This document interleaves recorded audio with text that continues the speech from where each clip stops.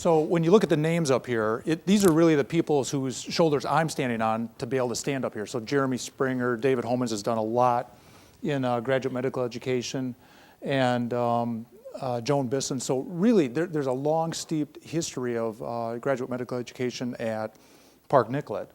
And we were asked back in 2011 to kind of relook at the and gather a new understanding of what was going on with graduate medical education at Park Nicollet. And should we have graduate medical education? And if so, what process do we need to go through to be sure that the GME programs are a benefit for everybody involved, students and for staff in the institution as a whole? And it was recognized that there were some significant budgetary changes going on, which have already been addressed. And we're currently in that 33 FTE. I think we've got a cap at 26, so we're over it. And there's some shifting that goes on between places to help cover that. But we've got a wide range of residents that come over and train. So we've got residents in podiatric medicine, which of course is outside of the cap, as is dentistry. We've got people psych, derm, the 17 FTEs that Jeremy's in charge of over at Creekside, internal medicine, peds, OBGYN, GYN onc, ortho, and of course with their affiliation with TRIA, ortho hand, the general and vascular surgery, critical care, cardiology, ID, and pulmonology. So we have a broad breadth of involvement. And each of these individual residents that comes in needs a lot of administrative support, as everybody at Regions well understands. And my thanks always has to go out to Sherry Kammerer and Cheryl Bates, because without these individuals and all the individuals that don't show up on a list someplace, these residents and medical students would never be able to rotate here. So the tangible benefits of having residents with us, and of course this is going to be true over at Regions, is we can educate people in the Health Partners Park Nicollet way.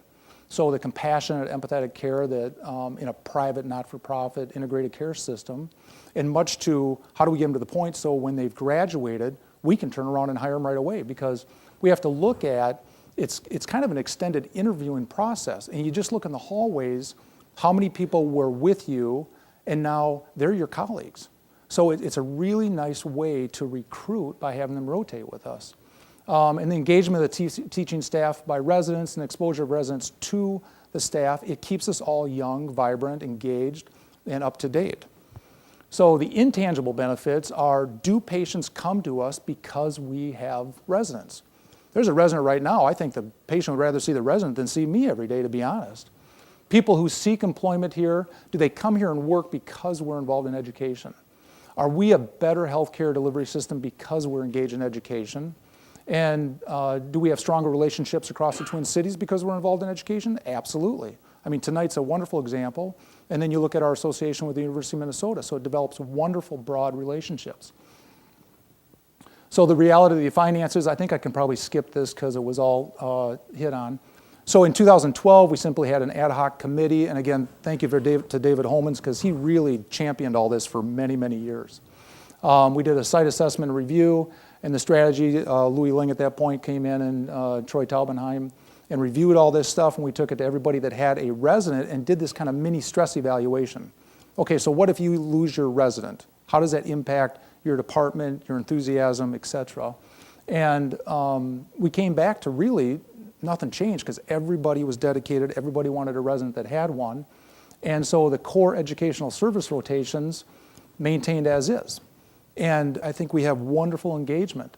There are currently very real threats, again, the financial one being a significant one, but some of the ones relate to, if we're on 100% productivity as staff model, where do we fit that into the efficiency of running a practice? So if I have the opportunity to work alone, or if I have a nurse practitioner or a PA, how are we going to blend those folks into our hybrid model so that we can maintain education, maintain practice efficiency, maintain patient outcomes? And I think we can do it all and make it actually a better system. We just have to figure out how to do it. And especially if we're in models, how are we going to fund PA education and CRNA education and pharmacy education? Ron Kitsamo's here. So we've got all these other people that we're not even talking about tonight that we're finding a way to educate. So, and again, these are some of the topics. We have medical students that are over here with us all the time. All these people require some form of administrative support, and that money's got to come out of some bucket. So education's been a strong part of the core principle for Park Nicollet for many years. And Again, we often hire those that we educate, and we hire those that wish to educate. I'm here because I want to be involved in education, as is, I know, Tom Jones, and there's many other people. They want to be engaged in education. So flexibility is obviously going to be very important moving forward in this discussion. Thank you.